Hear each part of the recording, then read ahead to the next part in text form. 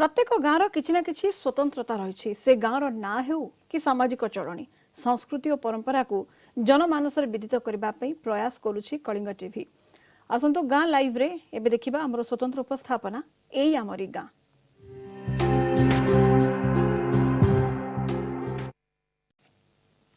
मो गाँ हो कि आपणक गाँ प्रत्येक को निश्चित रूपे निज गाँ सुंदर लगे। सेथिपई तो कवि सच्चिदानंद राउतराय लिखिथिले छोट मोर गाँठी भूगोल पोथी पत्तरे पछे नथाउ तार नाठी। निज माँ को जेभली केही भूली पारे नाही से निज जन्मभूमि को किभली भूलिबो। आज एई आमरी गाँ रे आसंतु जिबा खोर्धा जिला बेगुनिया ब्लॉक रो चंडियापल्ला गाँ को।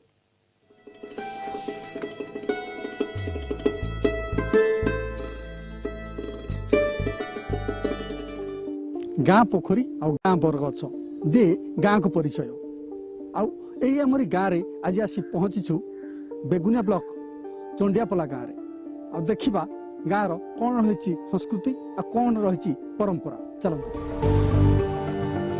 खोर्धा जिला बेगुनिया ब्लॉक रो चंडियापल्ला गाँ बेगुनिया सदर महकुमा ठारू मात्र 3 किलोमीटर गाँ रास्ता अतिक्रम कले पड़े एही चंडियापल्ला गाँ। बहु वर्ष पूर्वे एही स्थान रे जंगल थिबा बेले चंडी मानंकर एहा बासस्थान थिला। कालक्रमे एठारे जनबसती हेबा सह एहार ना चंडियापल्ली रखा जायतिबा लोके कुहंते।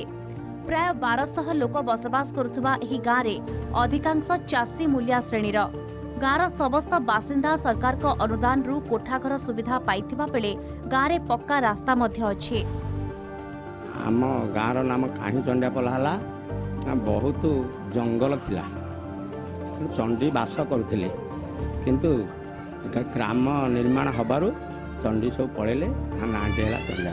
से चंडियापल्ला रे बास करते 1200 लोक खंड अच्छा हरिजन लोक अच्छा ये आम गाँव चाषी बंदिया लोक प्राय समस्तक कोठार सरकार अनुदान पाई प्राय लोक कोठाड़ा कर सारापर आम श्रृंखला गोटे परिवार भाया चलु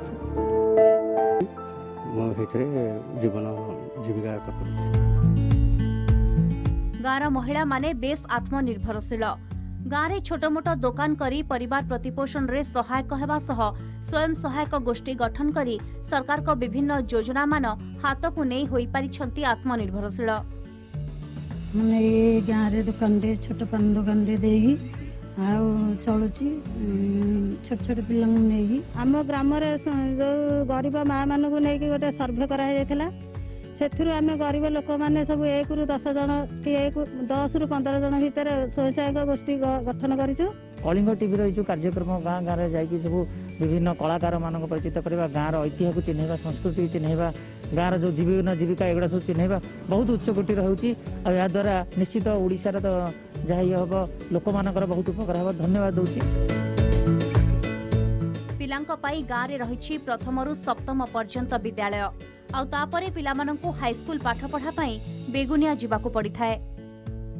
1200 लोक काम करछु गोटे सेंटर रही आ 2 रु 5 वर्ष पिला 72 जन गर्भवती 6 जन प्रसूति 7 जन किशोरी बालिका 25 जन आ सब माँ मान को नहीं सब सब संस्था चली सब होची आम काम कर कोरोना विषय समस्त को सचेतना करा जाउची।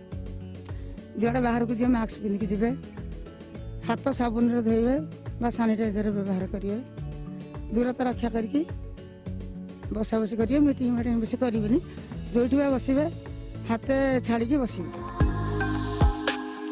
गाँव में रही भाईचारा एसहित कलारी निपुण ग्रामवासी पथर खोदे करी अनेक सुंदर सुंदर मूर्ति गढ़ी थांती गाँव में थिबा कारीगर काठ काम अनेक कारुकार्य देखा मिले एही गाँव में सेइथिपाई तो कलार गाँ भावे बेस परिचित एही चंडियापल्ला गाँ। पाला दासकाठिया कीर्तन आदि परिवेषण रे अनेक कलाकारंकर सृष्टि होईछि एही गाँ रे। आम गाँव में पाला कला अच्छी दासकाठिया कला अच्छी एवं भजन कला अच्छी संकीर्तन कला अच्छी एवं मूर्ति मूर्ति कारुकार्य कारीगर मान अच्छी एवं काठ मिस्त्री मान अच्छी सबुथिरे आम गाँ यही कलार बा सबु कलार आम गाँ हूँ शांति श्रृंखला गति कर तेणु आम गाँव में विशेष चाकरिया नथिले भी किंतु शांति श्रृंखला आम गाँटा परिचालित होउछि। पूर्व अपेक्षा एबे अनेक सुविधा सुजोग गाँव में पहुंचीथिबा बेले आहुरी किछि बाकी मध्य अछि। तथापि लोकंक अभियोग नाही एठारे। पानी समस्या अछि हेले गाँव में थिबा अनेक नलकूप प्राय लोकंक चाहिदा पूरण करि पारिछि। मोटामोटी कला संस्कृतिर गाँ भावे बेगुनिया अंचल बेस प्रसिद्ध एई आमरी गाँ चंडियापल्ला। गाँव रही अनेक संस्कृति परंपरा और कला भरपूर यही बेगुनिया ब्लॉक चंडियापल्ला गाँ अनेक मंदिर मालिनी भरपूर और गाँव में पाला परिवेशन ठारू कीर्तन सबकि रही गाँव में। बेगुनिया दुर्गा प्रसाद दास, कलिंग टीवी।